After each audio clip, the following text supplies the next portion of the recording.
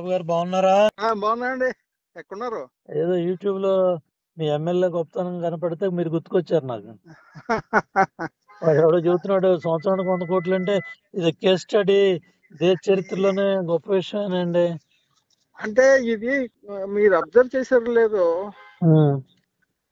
అసలు వ్యవస్థ మనం ఉన్నప్పుడు లేదండి. అలాగే ఇప్పుడు ఎమ్మెల్యేస్ అంటే కూడా రాంబాబు గారే కదా పెట్టింది, రాంబాబు అని అడిగాను.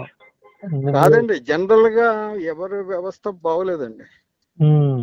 మ- మా- జిల్లాలో ఒక మొత్తం ఫ్యూ అంతా ఎందుకు 1 year లో చెడ్డ పేరు తెచ్చుకుంటున్నారు? ఇంకా 4 ఏళ్ళు ఉంది కదా. 4 ఏళ్ళు ఉన్న చెడ్డ పేరు తెచ్చుకోవడం ఏంటండి? అసలు 4 ఏళ్ళు వదిలేండి. అసలు పార్టీకి ఎంత డ్యామేజ్. ఉమ్. ఇతనే కాదండి. ఈ పార్టీ ఆ పార్టీ కాదులేండి. మీరు మీరు మీకు తెలుసు కదా. అవును. చాలా డ్యామేజ్ అండి. ఉమ్.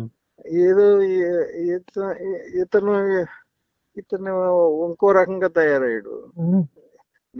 నా దగ్గరకు వచ్చినప్పుడు కేకలేస్తా ఉంటాను, ఏంటి నువ్వు అని కేకలేస్తా ఉంటాను. కొంత ఈ అల్లరి ఎక్కువ జరుగుతుందండి. నేచురల్ అండి, కొద్దిమంది అంటే అంటారు. ఉమా గారు ఎక్కడున్నారండి? నేను రాజమండ్రిలో కేసు ఉంటే కోర్టులోకి వచ్చాను. రాంబాబు గారు ఎట్లా ఉన్నారు ఏంటి యూట్యూబ్ లో చూసి ఆశ్చర్యం వేసి రాంబాబు గారు చేయండి అన్నారు. అంటే ఆ రోజు మీరున్న కష్టపడి తీసుకొచ్చి పెట్టారు, మన రాంబాబు గారు అవును, చేశారు, అవునండి. మడియాన్ని కూడా మనం ఒప్పించాం, మీరు కూడా ఒక అడిగేసి తగ్గి అందరినీ కలుపుకొని గెలిపించారు, ఎంత బాధపడుతున్నారా అని ఫోన్ చేశారు. అవునండి, కొద్దిగా ఇదంతా ఇబ్బందిగానే ఉంది. ఇల్లు కోసం పనిచేసిన వాళ్ళు కదా, మీరు సంపాదించుకోవాలనుకుంటే ఈ 10 కోట్లు 20 కోట్లు ఇల్లు కట్టగలరు కదా అక్కడ. కాదండి, అసలు ఈయన చంద్రబాబు నాయుడు గారు ఫోన్ చేశారండి పార్టీలో, మీలాంటి వాళ్ళు పార్టీలో రావాలని. అవునవును. అవునండి, కొద్దిగా కొద్దిగా ఇబ్బంది ఉంది, తప్పకుండా మీకే చేస్తాను బై ఎలక్షన్ అంతా కూడా. నాకు ఎందుకంటే గుర్తు, ఆ రోజు రాంబాబు మీ దగ్గర తీసుకొచ్చాడు, మనం కలిసి కూర్చున్నాం మడి ఏంటి అదే అదే, అందుకని గుర్తుకొచ్చి రాంబాబు పాపం అయినట్టున్నాడు అని చేశాను. అవునండి, కలుద్దాం. మీరు ఫోన్ చేసినప్పుడు కూడా నేను చేసి పెట్టాను కదండి. అవునవును చెప్పాను నాకు. మీరు ఫోన్ చేసినప్పుడు గుర్తుంది. అదేం చేశారు ఈ ఎదవ ఎవడండి, ఆ సోంబాబు అన్నవాడు. అవును. ఆడు నేను ₹1 తీసుకున్నాను పెట్టాడు. అవన్నీ పట్టించుకో. ఆడు జైల్లోకి వెళ్ళిపోతామంటే కాపాడినోడు నేనండి. అవును తెలుసు, నాకు అన్ని తెలుసు. ఎదవలు పట్టించుకోమండి ఇలా అన్ని. పంపిస్తాం. కొద్దిగా ఇబ్బందిగానే ఉంది. ఇల్లు కోసం పనిచేసిన వాళ్ళు కదా, మీరు సంపాదించుకోవాలనుకుంటే ఈ 10 కోట్లు 20 కోట్లు ఇల్లు కట్టగలరు కదా అక్కడ. కాదండి, అసలు మాది ఉన్నదే మేము దానం చేసామండి. అదే మేము ఎప్పుడు అసలు చెయ్యి జాచటం అంటే తెలియదండి. విడుదలతో ఉన్న వాళ్ళు మీలాంటి వాళ్ళకి కొద్దిగా ఇబ్బందిగా నాకు ఉందండి. ఇబ్బంది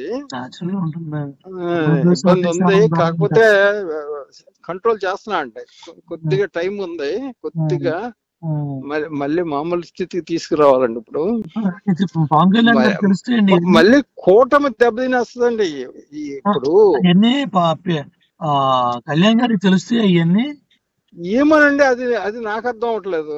మిమ్మల్ని కూడా అడగట్లేదా ఏం జరుగుతుంది రాంబాబు గారు అని? కూడా ఫోన్ చేయలేదు నాకు ఇప్పటికి. ఇప్పుడు నేను చేసినట్టు కనీసం రాంబాబు గారు ఎట్టున్నారు? లేదండి, ఇప్పుడు వరకు ఫోన్ చేయలేదండి. నేను కూడా మరి ఫోన్ చేయకండి, నేనేం కావాలండి. అంతే అంతే అంతే అడిగినప్పుడు చెప్తారు, అడిగినప్పుడు. ఒకసారి చంద్రబాబు నాయుడు గారి దగ్గరికి వెళ్ళి నిర్వాసితుల గురించి మాట్లాడానండి. ఏదో ఇస్తారని కమ్మబట్టి రామ్మోహన్ రావు మాట్లాడారు. మళ్ళీ ఈయన మాట్లాడాక అప్పుడు సీఎం రమేష్ కూడా నా పక్క ఉన్నాడు.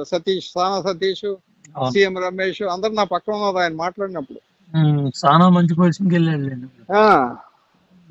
సీఎం రమేష్ నా పక్కన ఉన్నాడండి.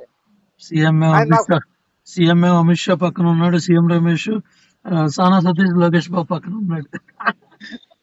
నా పక్కన ఉన్నప్పుడు రామాబాబు పోలవరం డ్యామ్ దగ్గరే ఉన్నాడు.